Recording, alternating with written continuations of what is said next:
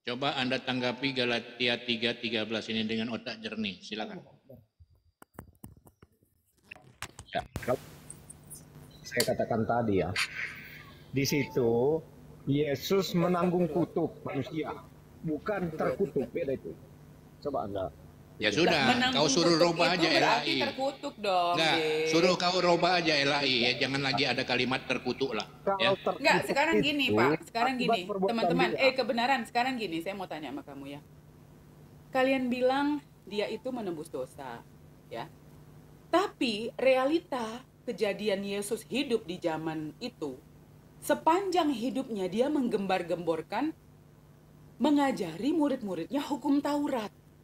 Hukum Taurat itu adalah syariat untuk Bani Israel untuk menyelamatkan diri dia dengan cara mengikuti hukum Taurat itu. Dengan kata lain, berarti orang itu masuk surga karena perbuatannya. Kalau dia tidak mengikuti syariat hukum Taurat, berarti dia akan sesat atau masuk neraka. Jadi sebenarnya nggak usah terlalu dipanjang lebarkan. Ya, jelas itu bahwa Yesus mengajarkan hukum Taurat selama hidupnya. Ya, dia berkata, jadikan semua bangsa muridku. Maksudnya dia mengajarkan hukum Taurat atau syariat itu untuk mengenal siapa Tuhannya. Karena pada zaman itu banyak orang menyembah patung. Sebentar. Gitu loh. Pernah baca Lukas 16:16. Sebenarnya, Dek, kalau memang kamu anggap kitab sucimu itu adalah Bible yang notabene kami baca ini, karena apapun yang kami umat Islam katakan ini tidak pernah asal-asal. Kami hanya membaca kitabmu. Ya. Jadi kalau kamu tidak mendengarkan reference dari saya, terus kamu bilang, "Baca, Bu, kitab." Terus yang kita bilang tadi ini apa? Kamu ignore atau kamu kacangin gitu. Jadi kitab-kitab di dalam ayat-ayat di dalam kitabmu itu tebang pilih. Yang meluruskan pendapatmu kau ambil, yang tidak meluruskan pendapatmu kamu buang gitu. Kalau gitu dihapus aja itu. Dihapus semua yang kira-kira membuat masalah dan hidupkan yang memang kau menganggap kau itu benar. Jadi selesai, ya nggak, teman-teman? Betul. Jadi begini kebenaran ini ya. Saya tegaskan dengan kamu. Sebenarnya kamu ini yang kamu anggap betul-betul Bible kitab suci itu, apakah kitab LAI, apakah King James Version, apakah kitab Protestan, ataukah original text? Yang mana kitabmu yang sebenarnya yang asli kitab suci? Silakan jawab.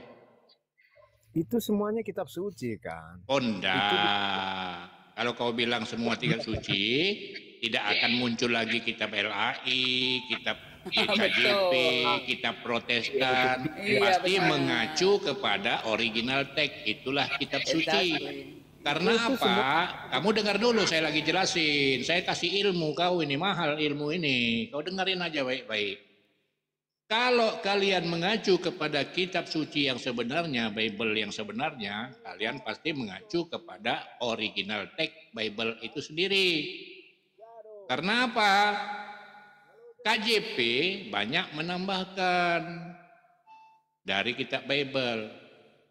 LAI lebih parah lagi, banyak menambahkan, banyak mengurangi, banyak menghilangkan.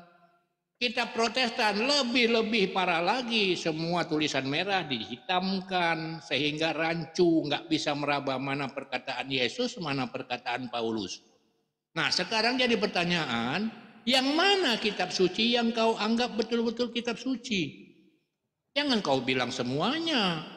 Berarti kalau semuanya kitab sucimu ada 4. Gitu loh. Sama ini lagi, Bang. Jadi gini, kita tahu ya, Yesus itu dari awal saya bilang dia mengajarkan hukum Taurat.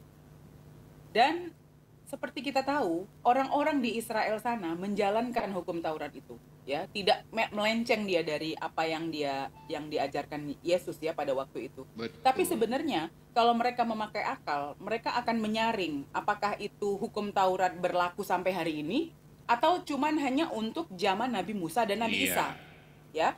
Nah, tapi yang harus kita garis bawahi adalah apa yang orang Yahudi lakukan ya tentang 10 hukum Taurat itu masih sejalan, walaupun saya nggak menyatakan mereka benar, saya tidak menyatakan ya, karena kebenaran hanya di tangan Allah, bukan di tangan manusia.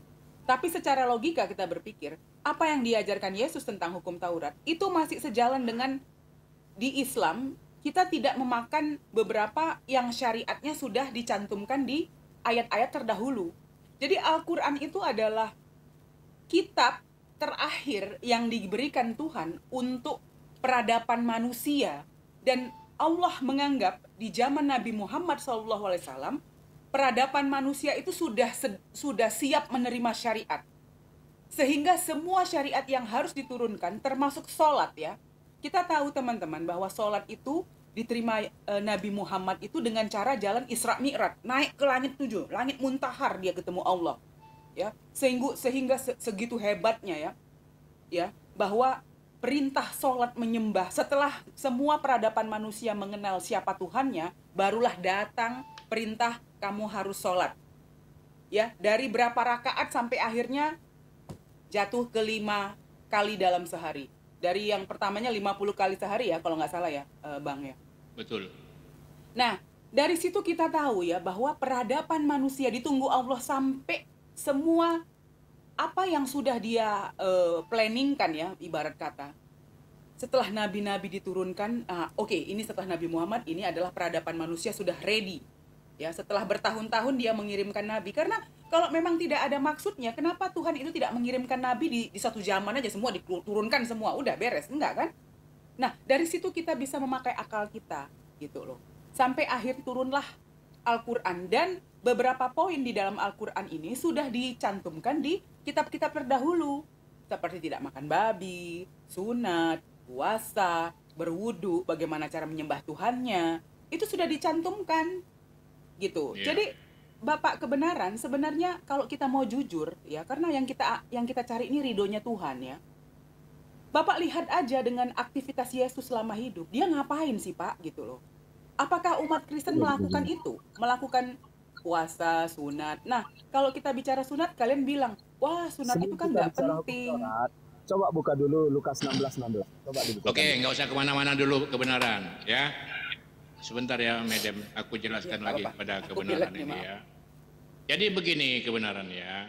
Kalau Anda ya mengacu kepada kitab Bible yang asli originalnya, itu baru benar. Karena apa?